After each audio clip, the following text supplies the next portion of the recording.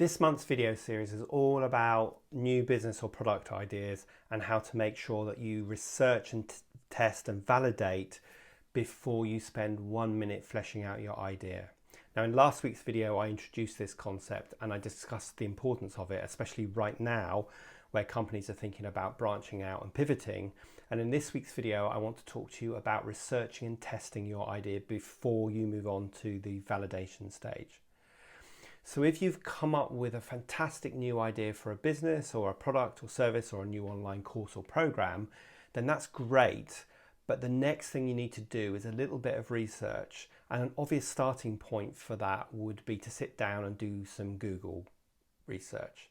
But of course, we don't all have those aha moments, and you may well be thinking that you need a new or additional revenue streams, so you're kind of scratching your head about what that could be and how to implement them. And if this is the case, then you need to take a more scientific, methodical approach to coming up with your idea rather than just relying on the in the shower moment.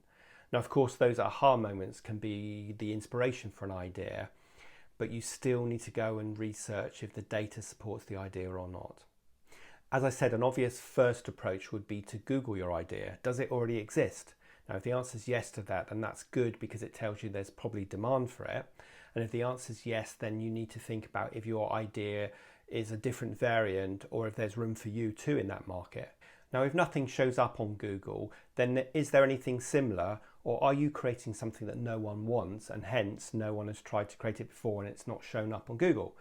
Be careful with both these scenarios, because if the market is already saturated with your idea, you've got to find some way of providing something different.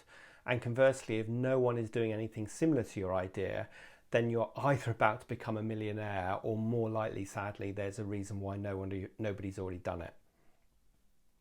You can also use your own data to work out if your ideas might fly. So look at your Google Analytics for your website. What content has really resonated with your audience before? Group that content into appropriate themes and then decide which themes you're going to convert into a product, service or course.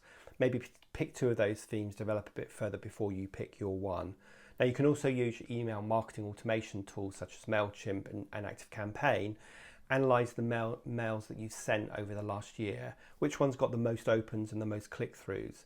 Again, group these into similar themes and decide which you're going to pursue. Is there any correlation between the themes in your emails and the themes in your Google Analytics? These are all really good clues or breadcrumbs that will lead you in the right direction.